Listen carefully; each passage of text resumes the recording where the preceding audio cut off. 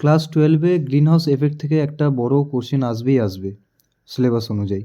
তো 6 মার্কসের জন্য আমি এই নোটটা রেখেছি। এখান থেকে যে কোনো কোশ্চেনের আনসার করা যাবে থিম বেসড। যদি central idea of the theme poem বলে, যদি বলা হয় socio economic transformation, socio economic disparity, তারপর যদি বলা হয় যে central message of the poem, এরকম থিম বেসড যদি কোশ্চেন আসে এই পোয়েম থেকে, তাহলে এই নোটটা তোমরা লিখলেই ফুল মার্কস পেয়ে যাবে। সো স্টার্ট করা যাক। আমাদের ইন্ট্রোডাকশন শুরু হচ্ছে the green house effect by Carl Dennis once that human caused warming will change nature and the world order.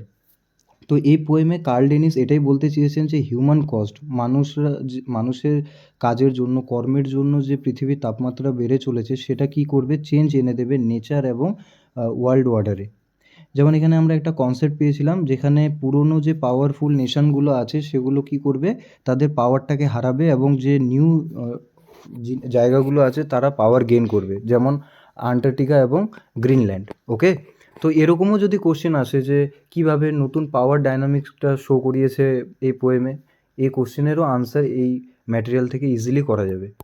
তারপর বলছে the poem shows how climate change can destroy old wealth and create new winners. তো এই পোয়েমটা আরও show করে যে কিভাবে climate change can destroy old wealth. এই যে বললাম পুরনো যে ওয়েলথ যারা গেইন করতো তাদের পাওয়ারটা ধীরে ধীরে ডিক্লাইন হবে, যেহেতু কী হবে, গ্লোবাল ওয়ার্মিং বেড়ে চলেছে, ওখানে ফার্টাইল ল্যান্ডের নষ্ট হয়ে যাবে ফার্টাইল ল্যান্ডগুলো, সেখানে এগ্রিকালচার হবে না, তাই তারা ইকোনমিক্যালি খুবই উইক হয়ে পড়বে, সেটাই এখানে দেখিয়েছে। তারপর বলছে ক্রিয়েট নিউ উইনার্স বলতে নিউ পাওয়ার্সগুলোকে বোঝানো হয়েছে। তারপরে শুরু হচ্ছে আমাদের এখানে বডিকে আমি এখানে 1 2 3 করে ভাগ করে রেখেছি বোঝার জন্য, কিন্তু তোমরা যখন আনসার লিখবে সবগুলো একসাথে মার্জ করে দিয়ে লিখতে পারো, আর মিডলে একটা সিচুয়েশান অনুযায়ী প্যারা ছেড়ে দিতে পারো। সো বডি স্টার্ট করা যাক। বডিতে বলছে at first the poet describes that rising heat makes once fertile farmland dry and barren, farmers lose crops, food supply falls and poverty rises. তো প্রথম দিকে যে পোয়েট আছেন তিনি ডেসক্রাইব করেছেন যে এই যে রাইজিং হিটটা আছে সেটা কিন্তু যেগুলো আগে ফার্টাইল ল্যান্ড ছিল সেগুলোকে রুক্ষ সূক্ষ্ম করে দেবে, ড্রাই অ্যান্ড ব্যারেন করে দেবে, রুক্ষ সূক্ষ্ম করে দেবে। হ্যাঁ, আর ওখানে কি হবে, মানে ব্যারেন বলতে এখানে বোঝানো হয়েছে যে খালি হয়ে পড়ে থাকবে। ফার্মার্স যারা আছে তারা, তাদের এগ্রিকালচার ঠিকমতো হবে না, এই যে lose crops, food supply falls হবে, পভার্টি রাইজেস হবে, পভার্টি বেড়ে যাবে, এই কনসেপ্টটা। তারপর 2 নম্বরে অ্যাড করা হয়েছে ওয়েট। তারপর বলছে because farms fail people start growing food in cities and using odd unnatural ways to survive. তো যেহেতু ফার্মার এগ্রিকালচার ফেল হয়ে যাবে, তাই কী হবে, মানুষরা সিটিতে গ্রোয়িং ফুড স্টার্ট করবে, মানে এগ্রিকালচার স্টার্ট করবে, যেটা পোয়েমে বলা হয়েছে, এবং unnatural ways to survive, unnatural way use করবে সার্ভাইভ করার জন্য। যেমন এখানে বলা হয়েছিল লনের মধ্যেও চাষাবাদ শুরু হবে, তো এগুলো একটা আনন্যাচারাল ওয়ে কিন্তু, ঠিক আছে। This shows how life is force to change, এবং এটাই শো করায় যে কীভাবে লাইফকে ফোর্স করা হচ্ছে পরিবর্তনের দিকে। মানে আগে যখন এগ্রিকালচার হতো তখন মানুষের লাইফস্টাইল আলাদা ছিল, কিন্তু যখন এগ্রিকালচার কোল্যাপস হয়ে গেল তখন আলাদা ধরনের লাইফস্টাইল চলে আসতেছে, ঠিক আছে। তারপর বলছে 3 নম্বরে at the same time polar ice melts and cold lands become unusable. তো সেই একই মাঝে কি পোলার আইসগুলো যে ছিল, মানে যেখানে আগে বরফ ছিল, উষ্ণতা বৃদ্ধি পাওয়ার জন্য ওখানকার বরফ গলে যাবে, তারপরে কী হবে, ওখানে চাষাবাদ শুরু হবে। তো ওখানকার যে কোল্ড ল্যান্ডটা ছিল, যেখানে আগে বরফ ছিল, সেটা এখন কিসে পরিণত হবে, ইউজেবল ল্যান্ডে পরিণত হবে, মানে এখন ওখানে চাষাবাদ করা যাবে। তো চাষাবাদ করা গেলে এগ্রিকালচারও ওদের ইমপ্রুভ হবে, তাই ওরা আবার ইকোনমিক্যালি স্ট্রং হয়ে পড়বে। This new areas can become fertile and productive, এবং এই নতুন এরিয়াগুলো কী হবে, ফার্টাইল এবং প্রোডাক্টিভ হয়ে পড়বে, এই যে চাষের কনসেপ্টটা সেটাই। তারপরও কি বলছে,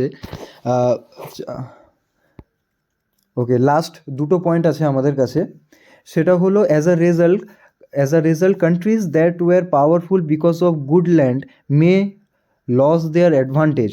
তো যেই কান্ট্রিগুলো আগে ওদের কী ছিল অ্যাডভান্টেজ, গুড ল্যান্ডের যে অ্যাডভান্টেজ ছিল, তারা কিন্তু কী করবে, wait, Countries that were powerful because of good land may lose their advantage. New regions with fresh fertile land can become powerful instant. Okay, তো এখানে এই কনসেপ্টটাই বলতে চেয়েছে যে আগের যে কান্ট্রিগুলো ছিল যাদের হচ্ছে ভালো গুড ল্যান্ড ছিল, তারা কিন্তু তাদের অ্যাডভান্টেজটা হারিয়ে ফেলবে। কেন? কারণ উষ্ণতা বৃদ্ধি পাবে, উষ্ণতা বৃদ্ধি পাওয়ার ফলে যারা আগে ফার্টাইল ল্যান্ডগুলো ছিল সেগুলো রুক্ষ সূক্ষ্ম হয়ে যাবে, কিন্তু যেখানে আইস থাকবে, যেমন আন্টার্কটিকা গ্রিনল্যান্ডকে মেনশন করা হয়েছে, সেখানকার আইস মেল্ট হবে, তারপরে সেখানে ফার্টাইল ল্যান্ড তৈরি হবে, আর এখানে তারপরে গিয়ে সেখানে এগ্রিকালচার স্টার্ট হবে। তো তারা ইকোনমিক্যালি স্ট্রং হলে তারা নিউ গ্রেট পাওয়ার হিসেবে আসবে, ওই কনসেপ্টটাই এখানে বলা হয়েছে।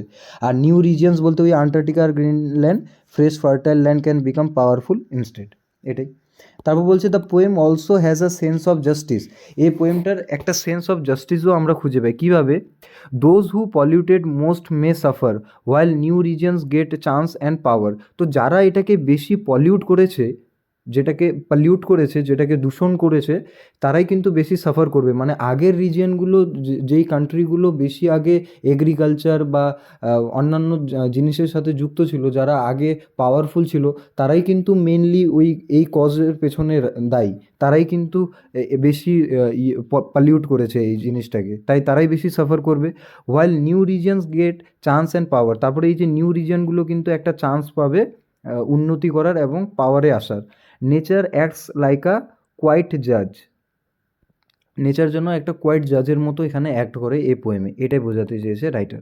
তারপর কনক্লুশনে বলছে, in short the poem says climate change will kill old fertile lands, create new ones, upset economies and change world power, showing both danger and a kind of natural justice. তো আবার ওই কনসেপ্টটাই যেটা আমি বললাম, তো ন্যাচারাল জাস্টিস দিচ্ছে যে আগে যারা পাওয়ারফুল ছিল তারা ডিক্লাইন হয়ে পড়বে আর নিউ গ্রেট পাওয়ার্সগুলো ইমপ্রুভ হবে, এতটুকুই। তো এখান থেকে এবার কোশ্চেন নিয়ে আসি, এই পোয়েম থেকে মেন কোশ্চেন কী হবে? যেমন থিমের ওপরে যদি কোশ্চেন আসে তাহলে এই কোশ্চেনের আনসার করা যাবে। তারপরে যদি সোশিও ইকোনমিক কন্ডিশনটা বলা হয়, এটা খুব ইম্পর্টেন্ট আছে এবারের জন্য, ইকোনমিক। তারপর যদি বলা হয় যে central message of the poem, যদি বলা হয় যে যেমন গ্রেট পাওয়ার্সগুলো কীভাবে ইমার্জ হবে, গ্রেট পাওয়ার্সগুলোর কী হবে, এরকম যদি কোনো লং কোশ্চেন আসে, তবুও কিন্তু এই পোয়েম থেকে ইজিলি সেটার আনসার করে দেওয়া যাবে। তো এটাই ছিল খুব শর্ট এক্সপ্লেনেশন, খুব তাড়াহুড়োর মধ্যে ভিডিওটা করা হচ্ছে। আই হোপ যে তোমরা সবাই হেল্পফুল হবে এটা নিয়ে। And thank you.